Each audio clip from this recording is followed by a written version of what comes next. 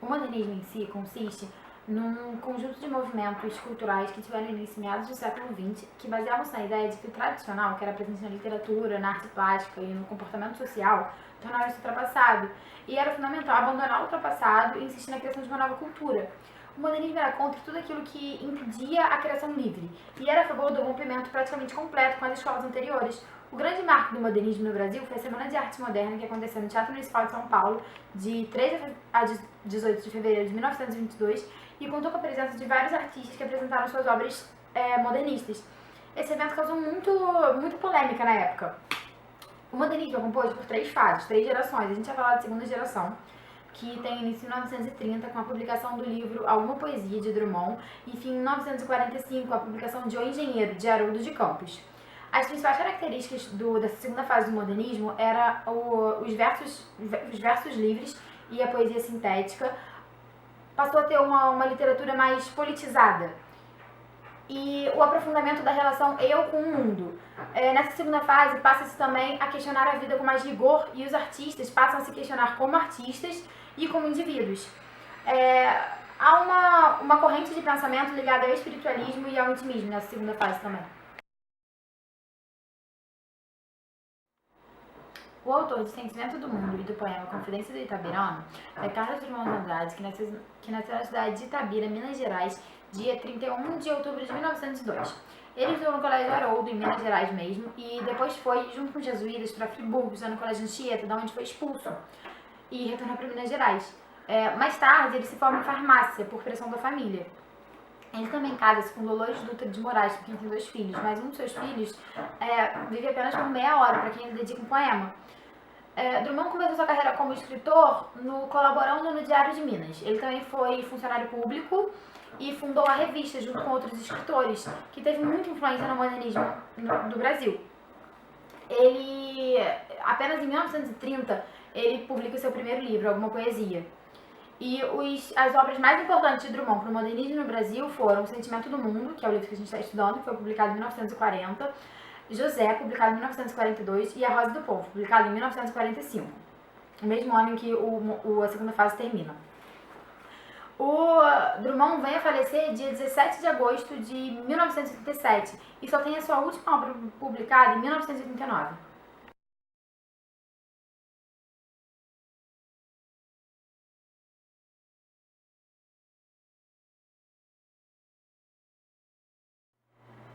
Confidência de Itabirano, de Carlos Drummond de Andrade. Há alguns anos vivi em Itabira, principalmente nasci em Itabira. Por isso sou triste, orgulhoso, de ferro. 90% de ferro nas calçadas, 80% de ferro nas almas. E esse alinhamento do que na vida é porosidade e comunicação. A vontade de amar, que me paralisa o trabalho, vem de Itabira, de suas noites brancas, sem mulheres e sem horizontes.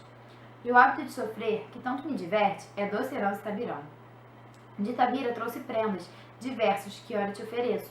Esta pedra de ferro, futuro aço do Brasil. Este São Benedito, do velho santeiro Alfredo Duval. Esse couro de anta, estendido no sofá da sala de visitas. Este orgulho, esta cabeça baixa. Tive ouro, tive gado, tive fazendas. Hoje sou funcionário público. Itabira é apenas uma fotografia na parede, mas como dói. Confidência do Itabirano.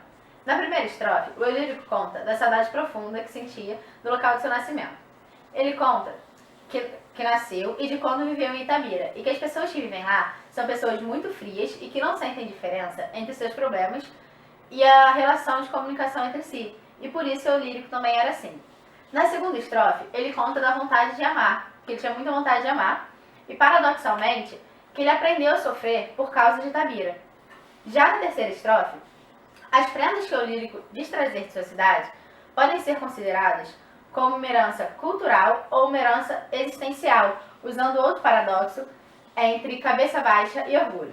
E por último, na quarta estrofe, ele diz ser uma pessoa muito influente, que muitas pessoas já trabalharam para ele, mas houve uma inversão, que agora ele passa a trabalhar para as pessoas, ele passa a trabalhar para o povo, e que Itabira tinha se tornado uma fotografia em sua parede, assim se tornando uma cidade intocável, um mito. Isso doía muito para ele.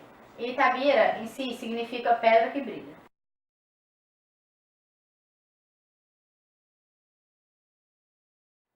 O barroco é uma tendência artística que se desenvolveu primeiro na arte plástica e depois foi para a literatura, para a música, entre outros.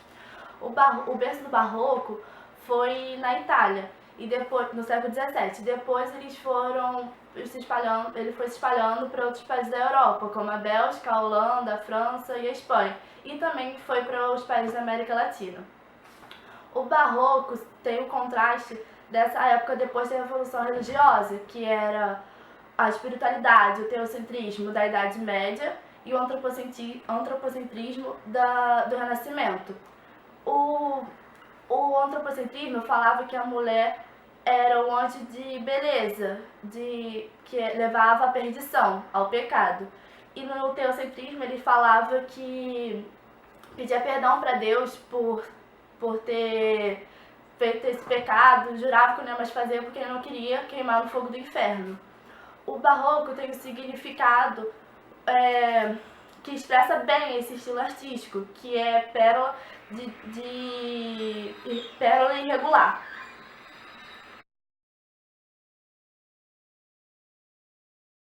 Gregório de Matos foi um importante poeta colonizador brasileiro do século XVII. Ele nasceu dia 7 de abril de 1633 em Salvador. Gregório veio de uma família rica. Ele estudou no colégio jesuíta na Bahia, depois foi para Lisboa e estudou na Universidade de Coimbra, onde se formou em Direito. Depois que voltou ao Brasil, ele trabalhou na área jurídica, mas também se dedicava à literatura. Ele começou a escrever sátiras à sociedade da época, e devido às suas duras críticas aos intrigantes da sociedade, ele ganhou o apelido de Boca do Inferno. As autoridades locais ficaram muito descontentes com as críticas, então começaram a persegui-lo. Em 1694, ele foi preso e deportado para Angola. Depois que voltou ao Brasil, no mesmo ano, ele foi morar em Recife e morreu dia 26 de novembro de 1694 devido à febre que pegou na Angola.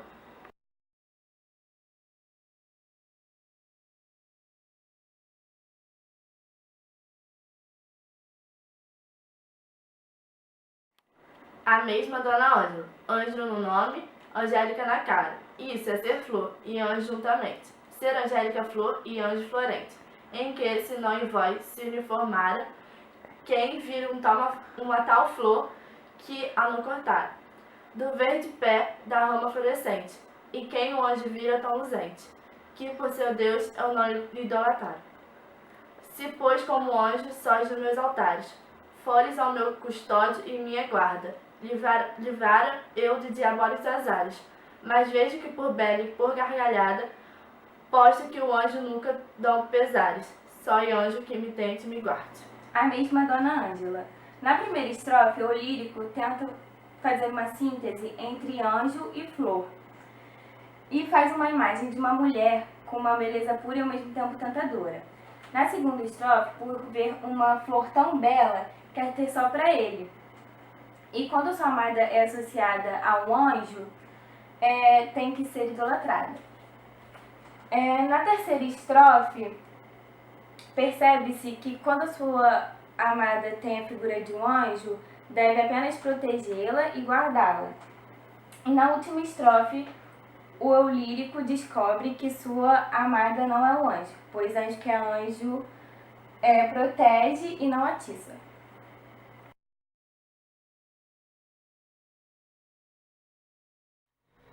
O arcadismo, também conhecido como neoclassicismo, é um movimento que compreende estilos literários da segunda metade do século XVIII. O movimento tem características reformistas, com o intuito de dar novos ares às artes e ao ensino, às atitudes e hábitos dessa época. O arcadismo tem influência da cultura francesa, devido aos acontecimentos movidos pela burguesia que sacudiram a toda a Europa e o mundo ocidental. O arcadismo teve início em 1768 com a publicação do livro Obras Poéticas de Cláudio Manuel da Costa. Os principais pontos desse estilo literário são a incorporação da figura indígena, o índio é um ser dotado de virtudes, o apego ao valor da terra que era a valorização da simplicidade e a escolha da vida campesina e bucólica. E a sátira política, que era a criticação dos governantes, a crítica aos governantes de forma subentendida.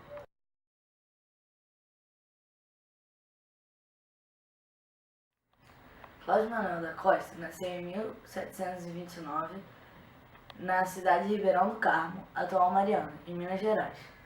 Aos 20 anos, foi para Portugal para estudar Direito na Faculdade de Coimbra. Em 1773, adotou o pseudônimo Gloucester Saturno. Os integrantes da Arcádia desenvolveram uma conspiração contra o governador da capitania, inspirados pelos pensamentos iluministas, culminando na Conjuração Mineira. Cláudio Manuel da Costa iniciou sua carreira em 1768 com a publicação do livro Obras Poéticas, que deu início ao arcadismo no Brasil. Foi levado para a prisão no dia 25 de maio de 1789 e foi encontrado morto em sua cela no dia 4 de julho do mesmo ano. No final do século XIX, como homenagem, foi nomeado patrono da cadeira número 8 da Academia Brasileira de Letras.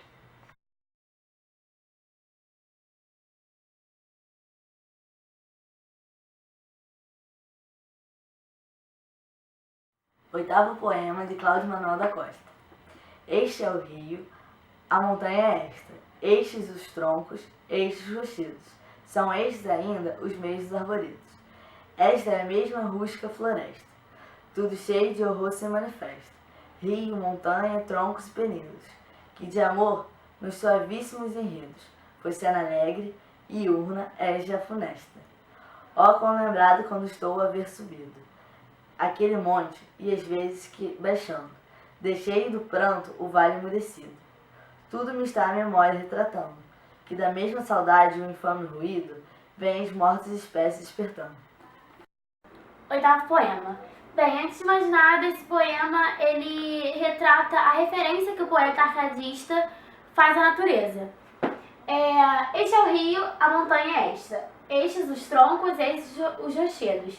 São estes ainda os mesmos arvoredos. Esta é a mesma rústica floresta. Na primeira estrofe, o autor ele relembra detalhadamente uma paisagem já vivenciada, já conhecida pelo lírico. Tudo cheio de horror se manifesta, rio, montanha, troncos e penedos, que de amor nos suavíssimos enredos, foi cena alegre e urna é já funesta. Na segunda estrofe, o autor ele passa a relacionar essa natureza com a sua história de amor. E assim como ele retrata que na natureza, nessa floresta, que antes era uma bela floresta, agora é uma floresta de horror, uma floresta triste, aconteceu com seu amor, essa história de amor acabou, essa história morreu. Ó quão lembrado estou de haver subido aquele monte e às vezes que baixando, deixei do pronto o vale umedecido.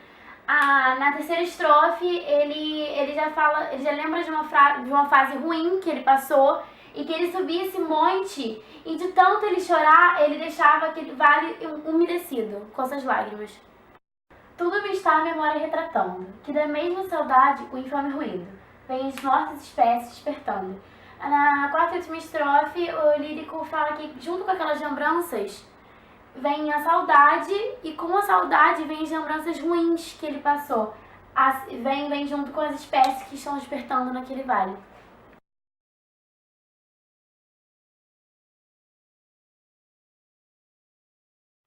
O romantismo teve início no século XIX, com a publicação da obra Suspiros Poéticos e Saudade de Gonçalves de Magalhães. Os primeiros países que iniciaram foram Alemanha, França e Inglaterra. No romantismo contém 3 gerações. Primeiro, indianista, que valorizava os índios. Segunda, mal do século ou ultrarromântico, reinava o pessimismo. Terceira, condoreira, denúncia dos males e vícios da sociedade. As principais características do romantismo são pessimismo, exagero, valorização das mulheres, egocentrismo e individualismo.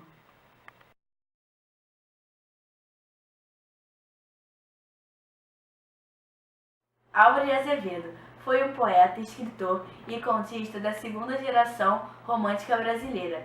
Nasceu dia 12 de setembro de 1831 em São Paulo. Suas poesias retratam o seu mundo interior e é conhecido como o poeta da deriva. E sua principal obra foi A Morte da Taverna, e morre em 1852.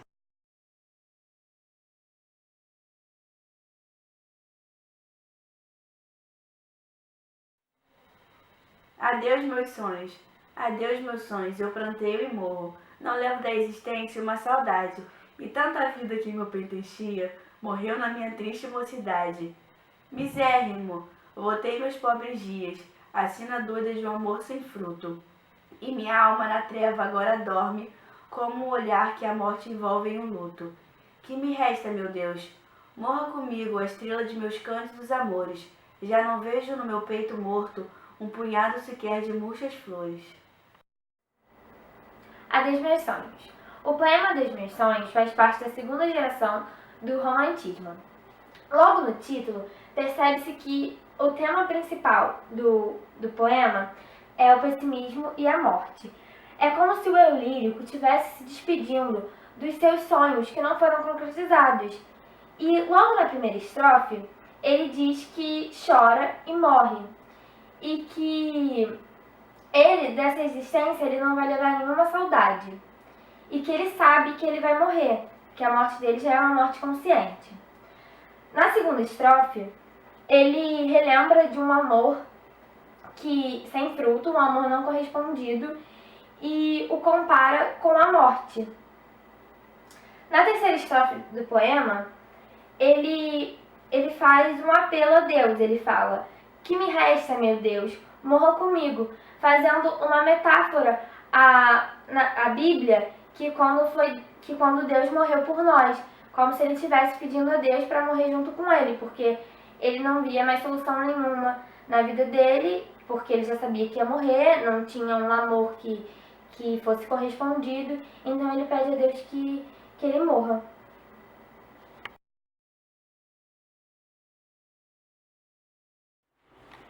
Eu vou falar sobre as semelhanças e as diferenças entre os 4 poemas. Dentre os 4 poemas, o Confidência do Itabirano é o único poema que não contém rimas.